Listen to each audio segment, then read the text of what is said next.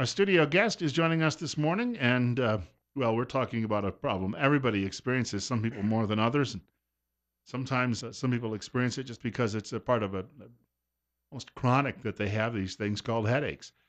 Russell Singleton is joining us. He's a physician assistant from Tripp Family Medicine here in Twin Falls, and joins us. We have well, Russell or one of the other medical pros joins us every Wednesday morning between 8:30 and 9 o'clock, right here on Top Story with Bill Colley on News Radio 1310 KLIX and NewsRadio1310.com. We're at 35, just turning 8:34. And first of all, welcome back. Thanks. Good to be here. I was going to point out that a lot of people know the feeling of a headache, but when we're talking about headaches, there are multiple causes. You could smack it on the top of your car door. That's one. There's a tension headache. There's a headache you get if you've got the flu or a cold. Then there are the people, when I mentioned chronic, the migraine sufferers. I mean, there's any number of potential things we're talking about. Yeah, and that's a pretty good introduction. I think just in that little paragraph, you've already kind of highlighted some of the different types of headaches. So today we'll talk about primary headache versus a secondary headache. We'll talk about some of those common secondary causes. I've got a couple of maybe, I don't want to say fun ones because they're certainly not fun to the people who suffer them, but they're certainly unusual types of secondary headache. But then we'll talk about primary headaches, and these are the things that we're probably all more familiar with, the tension headaches, the migraine headaches, etc. But this is a big deal, Bill. I think 80 to 90% of us, according to statistics, have had a significant headache at least once in our life, and probably half of us have had one in the last year. And I was going to say you can often tell the type of headache by the location of it, right? I mean, sometimes you feel it in a particular spot in your head versus another. Absolutely. I think with any complaint or medical condition, we try and get an appropriate history. There's an acronym that they teach medical students or PA students in school. Actually, there's several, but one I always try and remember is old CART. And when we're evaluating a pain complaint, certainly we start with O, onset. When did it start? L, location. Where is it? D is duration, and then we go on and on. Character. We talk about uh, is it a stabbing pain? Is it a dull aching pain? But you're absolutely right. These headache syndromes will often present in pretty unique and predictable locations. When you talk about them too, there are often various treatments. But I had a coworker who she suffered from migraines, and when she was suffering from one, I mean, there was no productivity at all. She just couldn't function. I mean, it knocked her out for the duration of it, which could be sometimes hours. Oh yeah, or days. I think if we were to calculate or report on lost productivity for headache syndrome, we'd be in the billions of dollars in this country alone. I was looking at some statistics from the World Health Organization, and they talk about um, disease years or disability years. And headache is, headaches in general is probably in the top three, but then any one of these particular headache conditions are probably in the top 10 all by themselves. So this is a big deal. And we lose productivity, we lose sleep. Chronic issues, like you mentioned, can bring on things like depression, and that creates a whole new set of symptoms to deal with. Well, in talking a little bit about this, I know there are some people out there who probably, when they get a severe headache, almost wish they were dead. Is this part of the evolutionary biology process that we deal with this? I mean, is there something going on that because you would think that in our design we shouldn't be dealing with a lot of these things, but we do. Yeah, that is a great question. There are a lot of headaches that we call secondary. So infection, I think you started to talk about this, but when you have the flu, oftentimes you have a headache along with your body aches and sore throat and cough. People get sinus headaches really frequently, and again, that's a secondary headache. It's a result of an infection. Another common infection would be meningitis. But there are some things that we do to ourselves that um, can cause significant headache issues. Hangovers, for example, if you drink too much, uh, side effects from other medications that are maybe trying to treat another condition. Having untreated high blood pressure can leave you with a chronic headache. But then one that I wanted to highlight specifically was the overuse of pain medication. So it's natural to have a couple of headaches, start to take some aspirin or some ibuprofen. But then when it becomes a daily thing, you will have a rebound headache just because of the rapid cessation or withdrawal of the aspirin or the ibuprofen. And so we can talk about the organic causes a little bit later, but certainly there are some things that we're responsible for: stress, um, poor sleep, dehydration. The list goes on. We've got to mention we've got a short break coming up. Russell Singleton joining us in studio this morning from Tripp Family Medicine right here in Twin Falls on Fillmore Street, directly across from the main post office. We'll talk more a little bit later in the show about contact information. Also, I do want to point out too, if this is a subject that is close to you and you're suffering from issues with headaches, and you'd like to get a couple of questions in this morning. Following the break, feel free to call us. Telephone number 736-0300, 736-0300. Bill Colley with you as well this morning on News Radio 1310 KLIX and newsradio1310.com. Our studio guest is Russell Singleton. He's a physician assistant at Tripp Family Medicine here in Twin Falls. And we should point out for people who would like to get in touch with the office, some easy ways to do that. Yeah, call us at 933-4400. Call early. We will get you in probably the same day. I have to say, I believe I'm holding down the fort again, all by myself. The other two providers are doing some training today, so you better call early today. We were talking about headaches this morning, and if you've got a question or comment, and maybe you're looking for a remedy, feel free to give us a telephone call at 736-0300. That's 736-0300. We're at 844. We're at 38 as well. On our way maybe to 70 today in some areas. Bill Colley with you as well on News Radio 1310 KLIX and newsradio1310.com. I've never been a big headache sufferer, but when the weather changes sometimes and there's a change in that barometric pressure, then I feel it. And that's usually related to sinus, right? Well, I think that is a good segue into talking about the infamous brain freeze, the infamous ice cream headache. Mm-hmm. And I should probably begin by saying that I don't know that we fully understand the etiology or the cause or the pathophysiology behind any of these conditions. If you look at migraine alone over the last 10, 20, 30 years, our theories have changed. We first believed that it was vascular, that it had to do with either the constriction or the dilation of vessels or the alternating between the two. Then we thought, well, it's neurotransmitters, the levels of dopamine, serotonin, norepinephrine.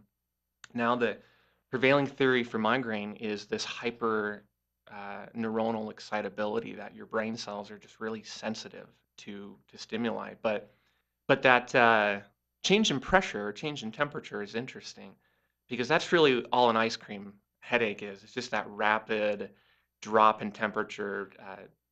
It irritates those, or at least it affects those nerves at the roof of the mouth. And as soon as it warms back up, I think those impulses change or the blood vessels can expand again and it tends to go away. Very temporary. Yeah, but very painful for those first few seconds, I Yeah, should add. that was.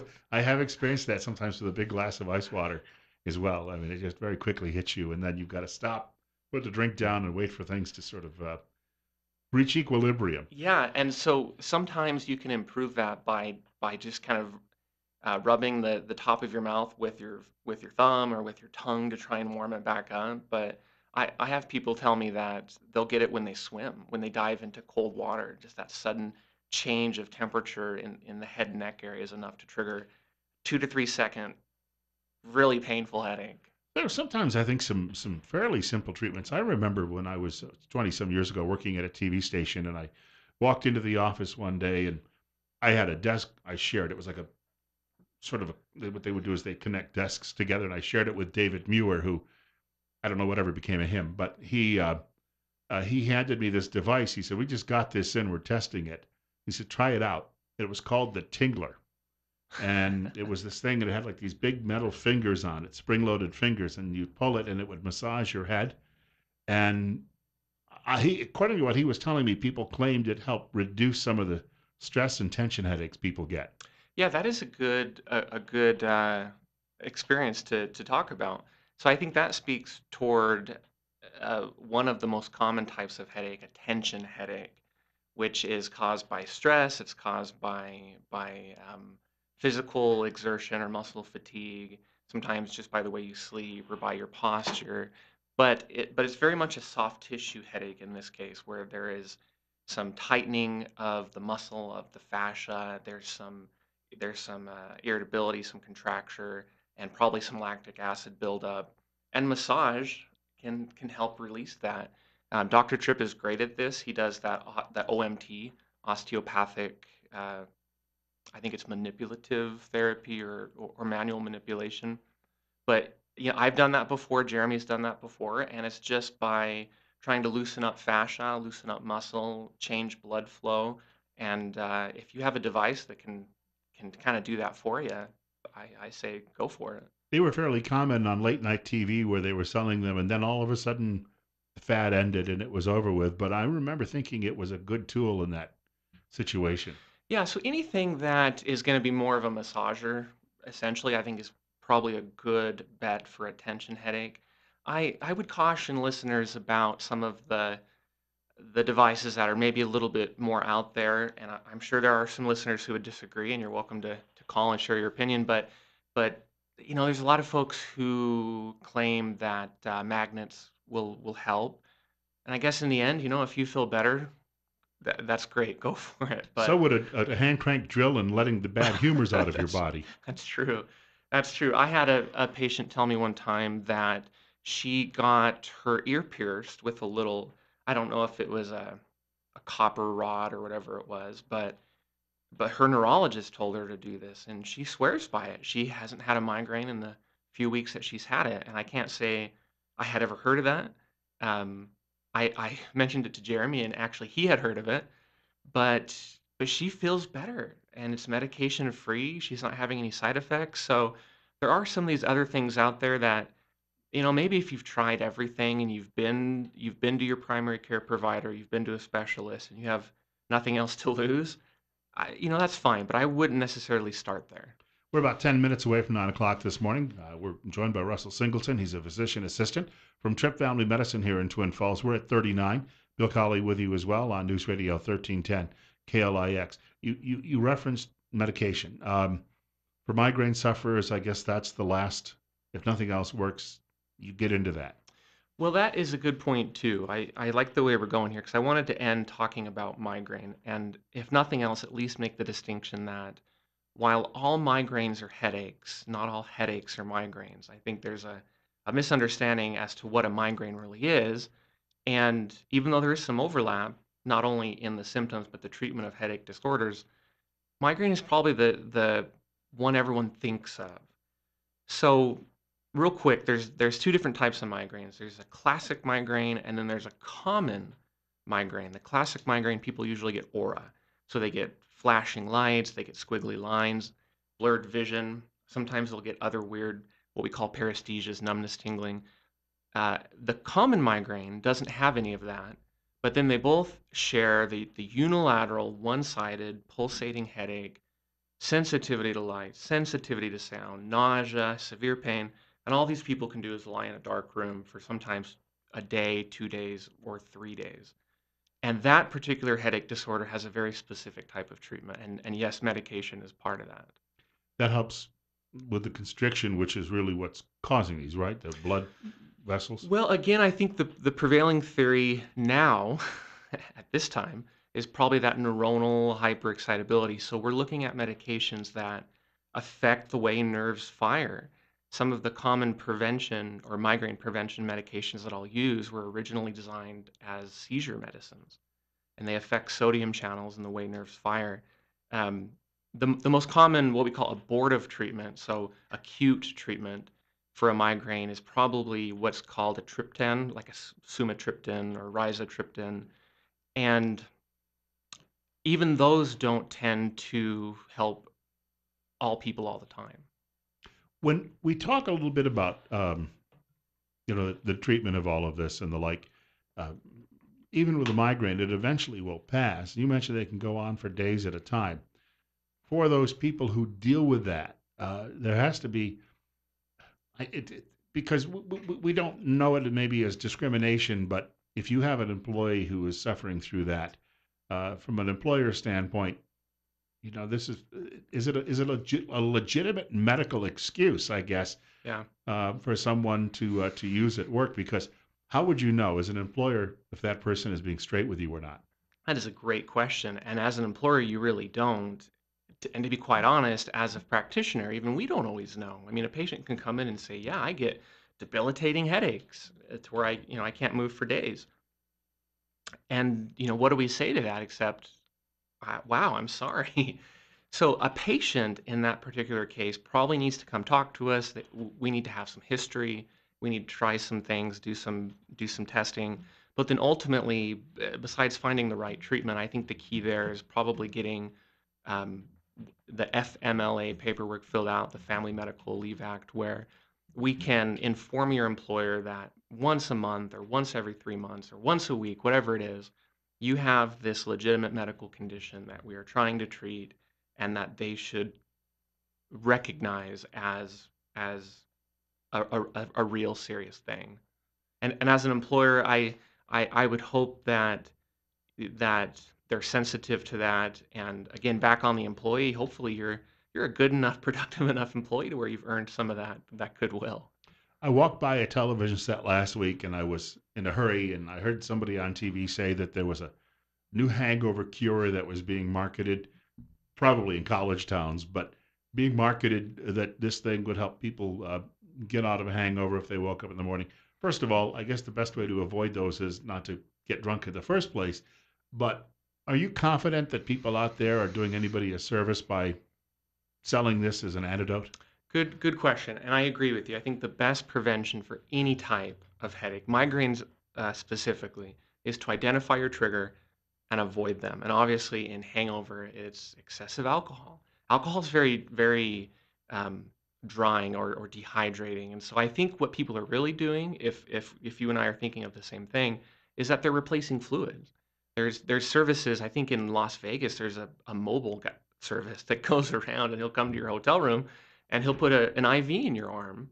And he'll give you a liter of normal saline and maybe he'll give you some B12 and some magnesium, some other things that could help, maybe a little bit floofy.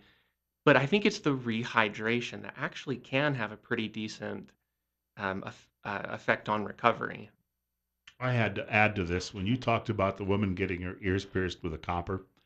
When I was a kid and I would get hiccups now and then, I'll never forget my dad took me to the kitchen one time, put some water in a glass, and then he took a butter knife out and he dropped the business end of it face down into the water so that just the handle was sticking out. And he had me tip that glass up, but the handle went right above the bridge of my nose between my eyebrows, and I drank the water with that pressing against that, and my hiccups went away. Now, he told me that I had depressed a nerve that did it, but I think it was probably in my head. But for some reason, it seemed to do the trick. At least I've never tried to repeat it, so I don't know if it was just one of those lucky moments. Um, but sometimes just thinking you're better can be a turnaround. Yeah, I think that's very true. In the case of this dear patient, she had tried everything, and bless her heart, she finally found some relief, and I am absolutely happy for her. But your experience reminds me of something my grandfather and mother would tell me and do to me. They'd have you hold your arms out, and they'd try and press them down, and then they'd put a little pinch of sugar on your tongue. And lo and behold, you wouldn't be able to exert the same type of strength. And they just within 10, 20 seconds. And they use that to say sugar is bad for you. I still don't exactly know what was going on then. I have witnessed it myself. And there probably is some power of suggestion there. There was a time I can recall when in my neighborhood as a kid, and little boys sometimes have problems wetting the bed. So a group of women sitting around my mother's kitchen, one of them claimed that if you sat a child down in a bath filled with ice water, that would bring it to an end. And unfortunately, there was a lot of child abuse in the neighborhood that week after that was done. But people tend to buy into some of these crackpot theories, and it happens. Sometimes they're not dangerous, but sometimes they can be. Yeah, and honestly, I'll take some blame for that because I think patients feel like either they're not understood or they're not taken seriously or they're just not getting the type of care or results that they want.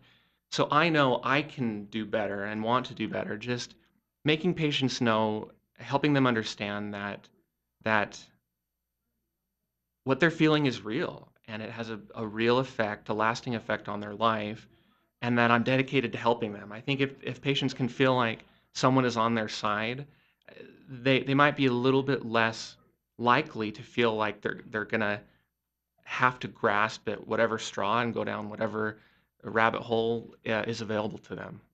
Well, we want to point out if people need to get in touch with you, they can do it at the office. We've got to wrap up, but a number of ways to contact Tripp Family Medicine.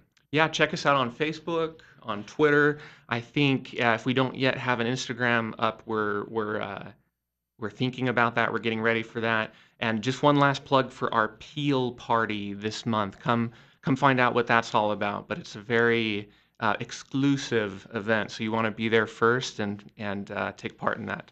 What day is that again? I believe it is the 24th, and I'm going to be in big trouble if that's not right. That would be a Monday. Okay, so it's not. It's on a Wednesday. I believe it's the all right. It's got to be the 26th then. Yeah, Wednesday the 26th for sure. That is confirmed. All right. I knew that it was a Monday because my sister's birthday is next Monday. It's the 17th. So a week following that is the 24th, You which just means your day's the 26th. you just got me out of some hot water, Bill. Thanks. Beats that cold water treatment. We've got a break on the way in just a few minutes. For Fox News, one more hour of Top Story is just ahead, and we're at 39.